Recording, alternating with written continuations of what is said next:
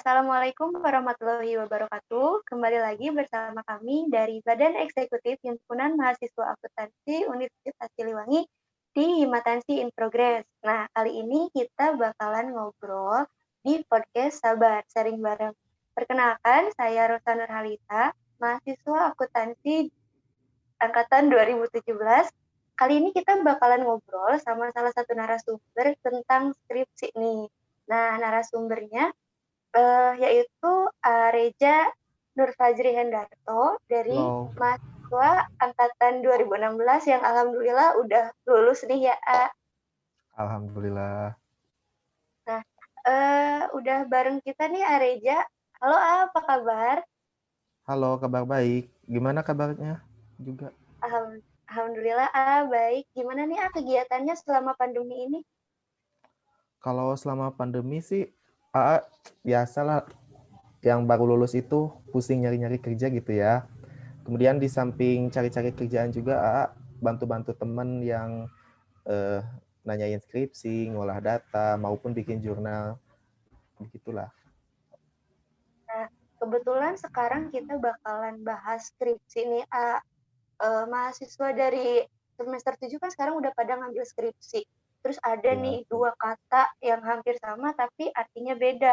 Skripsi sama script suite. Nah, untuk mengawali pertanyaannya kayaknya kita mulai dari situ aja ya, A. Menurut AA gimana sih script suite dan script sheet itu? eh, untuk script sheet sama script suite ya, kalau Iya. dari AA sendiri ya, awal ngambil skripsi itu bisa dikatakan juga mengatakan script sheet gitu karena emang ya yang pertama sangat-sangat tidak suka membaca, tidak Mhm. suka ya nyari referensi yang kayak gitu. Makanya bisa mengatakan script sheet itu ya untuk orang-orang seperti yang males gitu ya. Tetapi Iya. seiring berjalannya waktu, ya ketika kita sudah di ACC judul, itu dapat berubah seiring berjalannya itu menjadi script suite. Kenapa? Karena di sana ada capaian yang harus capai, yaitu itu pengen menyelesaikan skripsi dengan waktu yang sangat singkat dan itu alhamdulillah terbukti. Nah, gitulah. Berarti sama aja ya, A, semuanya pasti menganggap skripsi itu awalnya susah banget nih, pusing banget kayak gitu. Nah, Nah, terus Eee, menurut AA, apa sih yang bikin orang-orang punya mindset kalau skripsi itu bikin pusing dan menakutkan? setiap orang pasti beda-beda ya otaknya. Mhm. Ada yang orangnya itu ambisius. Maksudnya ambisius itu dari sebelum ngambil skripsi dia udah baca-baca tentang skripsi apa-apa. Tetapi menurut AA itu akan sia-sia saja karena kita itu belum dihadapkan. Jadi kita itu belum siap dengan skripsi. Jadi santai aja lah nanti setelah kita bawa. Nah untuk penyebab utamanya biasanya gugup gugup sama apa ya, sama kita insecure dengan skripsi. Aduh, gua bisa gak ya nih ngerjain skripsi karena eh, saya misalkan males baca atau saya mageran. Nah, itu biasanya yang jadi faktor utama yang membuat insecure terhadap skripsi itu. Mhm. Nah, berarti, eee, tapi A, pernah nggak sih A, merasa ketakutan gitu mengawali skripsi? Seperti yang tadi bilang, waktu pertama itu ada takut sekali skripsi itu. Aduh, saya bisa gak ya ngerjain skripsi nih? Soalnya ya tadi saya bilang itu paling males kalau membaca, kalau nyari referensi-referensi gitu, paling males gak bisa langsung klop satu. Tetapi punya tuntutan, itu punya teman-teman yang harus bantu. Kemudian itu kan ya bukan menyombongkan atau apa, ya bisa dikatakan ya termasuk yang pintar gitu ya. Jadi punya tuntutan, takutnya teman-teman nanya ke AA nggak bisa, ya juga yang malu. Nah, AA mah punya perasaan seperti itu, punya kemaluan tersendiri gitu. Jadi harus dituntut bisa dan akhirnya terus terus terus, terus baca-baca, jadi sering baca ya, sering ngumpulin referensi. Nah, tapi akhirnya AA jadi bisa gitu. Sama nanya-nanya juga ke kakak tingkat, jangan jangan sampai malu, jangan sampai segan gitu, sok aja tanyain ke kakak-kakak tingkat yang kalian kenal, sok aja kalau jangan takut dia gak akan ngasih tahu. Kalau satu gak ngasih tahu, tanya lagi, pasti kalian banyak kenalan juga. Terus perbanyak referensi juga. Referensinya itu maksudnya bisa kita baca-baca dulu skripsi orang, kemudian kita jadiin referensi, ataupun kita pengen tahu skripsi itu apa-apa di internet begitu. Berarti itu salah satu tips dan triknya ya, A, dalam pengerjaan skripsinya. Nah, selain dari itu, A, buat dari mulai penentuan judul nih, A, sampai pengerjaan skripsinya, ada lagi nggak sih, A, tips dan trik lain dari sebelum yang tadi A sebutin? Nah, begitu. Biasanya orang-orang yang ambisius ya ini nih, orang-orang yang ambisius itu dia udah nanya-nanya jauh masalah data, masalah nanti referensi dari mana. Sebenarnya hal yang penting, nah Rosa juga angkatan 17 ya kebetulan ngambil Ya, A. skripsi. Nah, yang harus dipersiapkan itu jangan dulu ke data yang kayak gitu. Cukup judul dulu sekarang. Judul dulu, misalkan kalian mau udah kepikiran belum nih judul atau masih pusing, biasanya mandek di sana orang-orang itu, aduh judulnya apa. Nah, judul itu buat segelintir orang itu tidak bisa instan ada. Jadi butuh referensi. Jadi untuk judul itu kita cari referensi aja, referensi skripsi orang. Ini nih kayaknya saya tertarik dengan judul ini.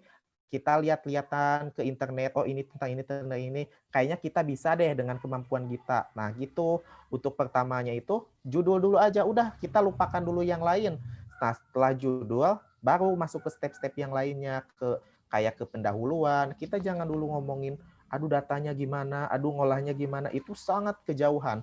Nanti kita sendiri yang akan pusing. Pokoknya skripsi itu ambil santai aja, maksudnya santai itu jangan nggak dikerjain ya, tapi kita ikutin alurnya aja.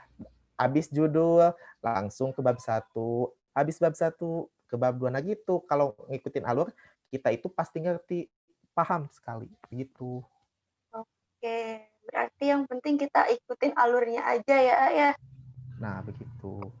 Nah, terus nih, A, tadi kan udah disinggung sedikit-sedikit mengenai judul. Nah, menurut AA judul yang bagus tuh yang kayak gimana sih, A? Yang bisa di-ACC sama pembimbing? Nah, beda-beda ya semua pembimbing. Ya, kita harus tahu dulu karakter pembimbing. Yang pertama karakter pembimbing.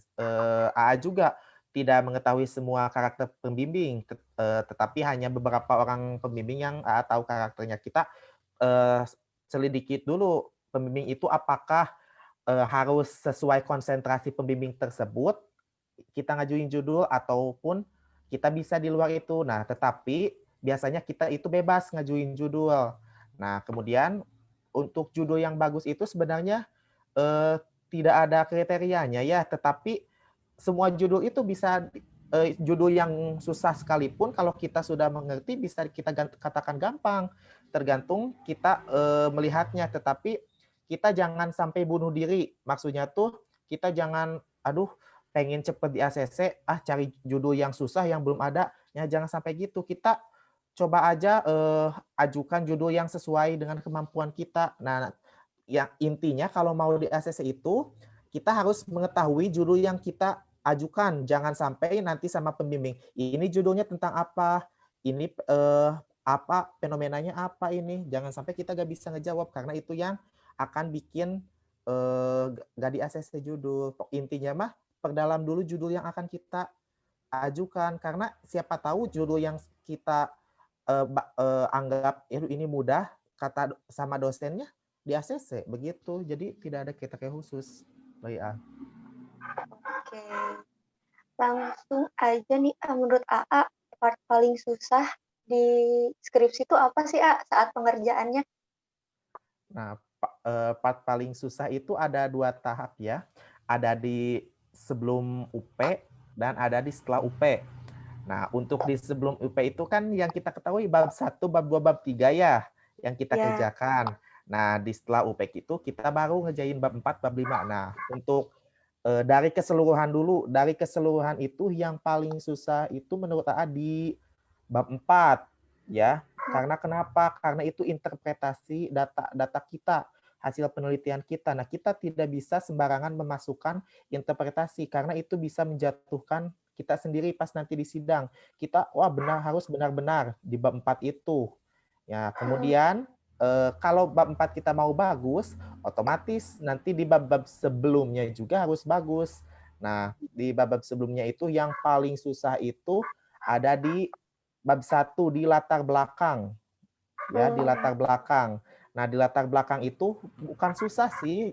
Kita itu suka pusing menentukan fenomena gitu, suka salah mengartikan fenomena itu yang kayak kayak gimana ya. Kita kan biasanya kalau bikin makalah, masukin aja di bab 1. Nah, skripsi itu beda.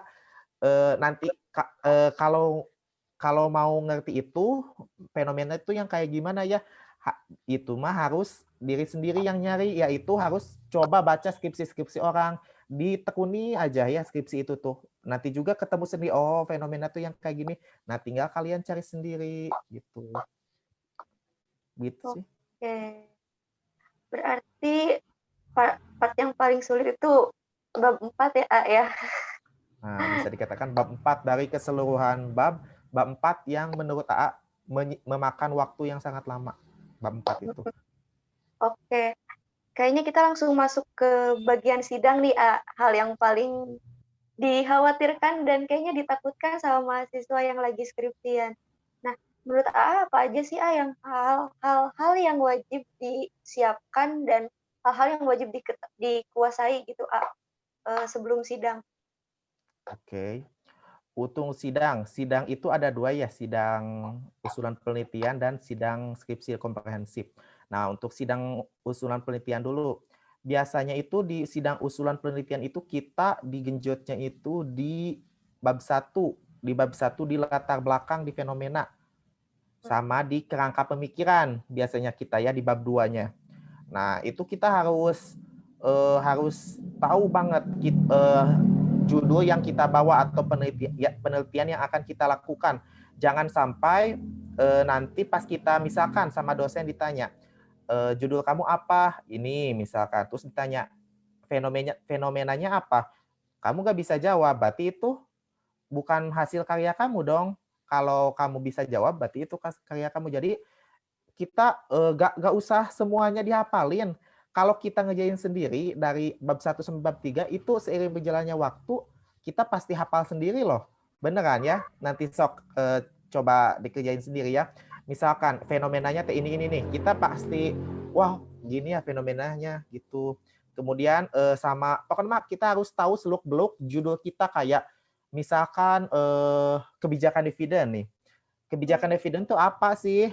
Kita harus tahu. Kemudian indikatornya yang dipakainya apa? Kemudian apakah ada dasar hukumnya? Pokoknya kita harus tahu seluk-beluknya gitu ya. Terus untuk bab 3 itu jangan takut kalau kita udah paham di bab 1 sama bab 2, rata-rata sangat jarang dosen penguji itu nanya di bab 3 karena oh di bab 1 sama bab 2-nya juga dia udah ngerti. Tapi persiapkan saja bab 3 mah semuanya juga sama gitu karena itu metode itu semuanya sama kecuali kita beda metode tapi overall untuk langkah-langkahnya itu sama di bab 3 tuh. Begitu. Oke.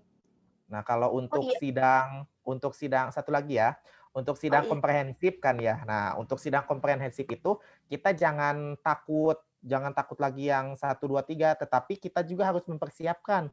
Karena sidang komprehensif dan skripsi itu diulang dari bab 1 sampai bab 5. Nah, tapi kita itu harus tahu juga lah misalkan fenomenanya apa, takutnya ditanya lagi. Nah, untuk sidang skripsi dan komprehensif itu biasanya yang banyak ditanyakan itu di bab 4, hasil penelitian kita, interpretasi kita, kenapa itu hasilnya segitu, kenapa tidak signifikan, apa yang mendasari bahwa Anda mengambil teori tersebut. Nah, itu yang bikin pusingnya. Ya biasanya orang-orang itu stres kalau mau sidang skripsi itu karena bekalnya itu teori teori-teori sama data-data yang kita bawa, kita harus bisa menjelaskan nih ke dosen tuh, ini hasilnya, terus teorinya gini, gitu.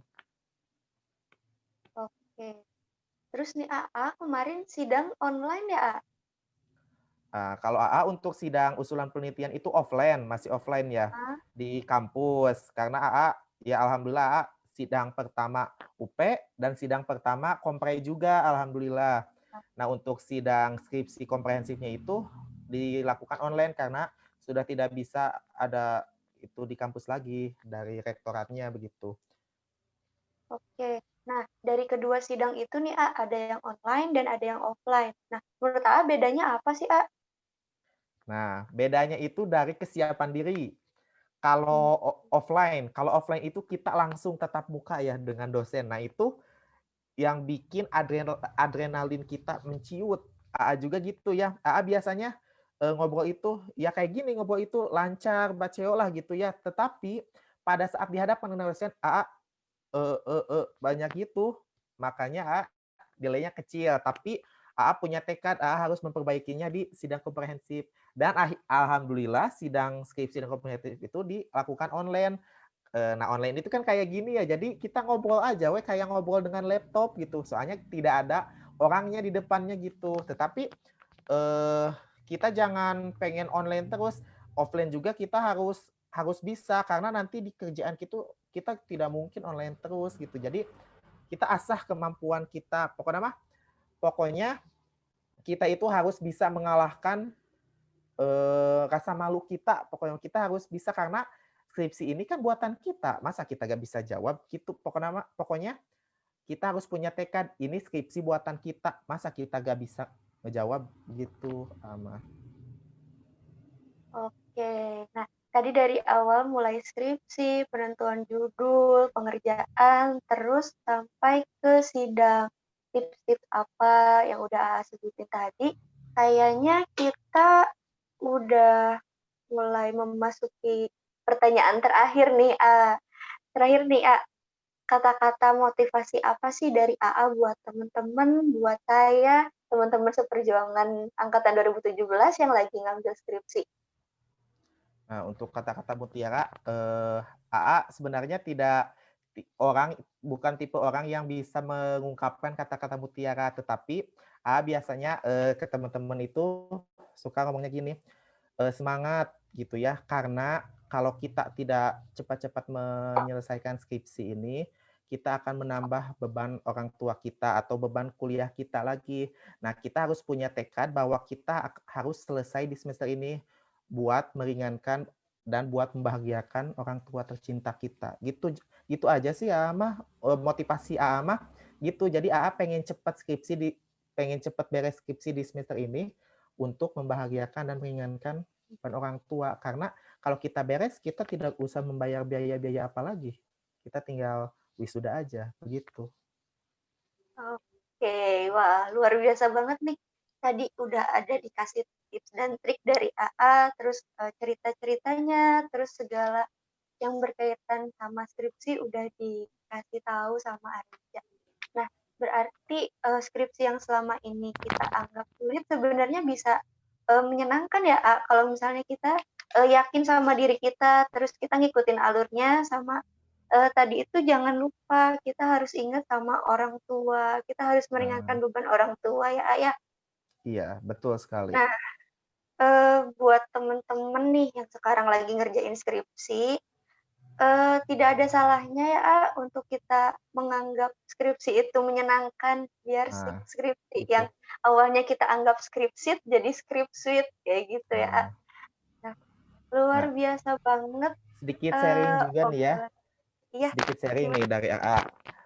Kita jangan terpaku dengan skripsi, kita jangan sampai kita tidak bisa tidur, tidak bisa main. Buktinya AA itu orangnya itu suka main, main-main sampai malam. Tetapi AA buktinya bisa menyelesaikan skripsi menjadi yang pertama di akuntansi. Itu kenapa? Karena di dunia ini tidak ada yang tidak mungkin. Nah, itu AA itu punya targetnya itu tiap malam itu jadi AA itu start ngerjain skripsi itu dari pukul 9 malam karena untuk pagi-pagi, siang, sore itu pikiran AA kemana-mana, pokoknya pikiran AA itu pengen main kalau pagi, siang, sore itu. Malam dari jam 9 harus ada target, biasanya AA sampai jam 12 atau sampai jam 1. Kalau malam sekarang nggak ngerjain, nah malam selanjutnya itu targetnya jadi double, biasanya gitu. Pokoknya kalian harus ada target, jangan sampai kalian pusing, sampai sakit. Kalau kalian mau main, main aja, jangan jangan, "Aduh ini skripsi belum," jangan jadikan beban. Makanya suka heran sama orang-orang yang suka bikin status, "Aduh pusing skripsi anu," kata teh, "Pusing apanya, mah main-main jalan." Begitu. Jadi jangan jadikan beban skripsi itu, tapi kita anggap have fun aja lah, skripsi itu kayak tugas biasa gitulah. Begitu, tips dari A mah, gitu ya. Oke, bener-bener nih berarti yang tadinya script sheet itu jadi script sheet banget ya kalau kita Nah ngejalaninnya dengan enjoy kayak gitu. Yang penting kita nerapin aja di mindset kita kalau nah, skripsi itu nggak susah dan, kita tetap harus punya target biar skripsinya cepat betul terselesaikan, kayak betul. gitu.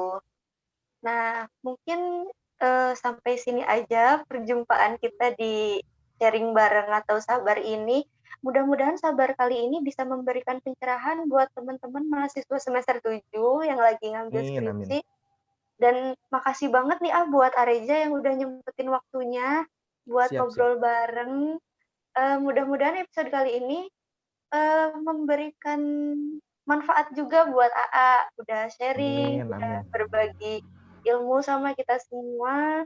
Terus mudah-mudahan segala kegiatan yang lagi AA lakuin bisa berjalan lancar ya, A, apalagi di Amin ya Allah. pandemi ini mudah-mudahan, AA tetap sehat-sehat Amin ya Allah, amin. ya. Mungkin segitu aja, episode sabar kali ini. Saya Rosa Nurhalisa, pamit undur diri. Terima kasih semuanya. Mohon maaf atas segala kekurangannya. Wassalamualaikum warahmatullahi wabarakatuh. Waalaikumsalam warahmatullahi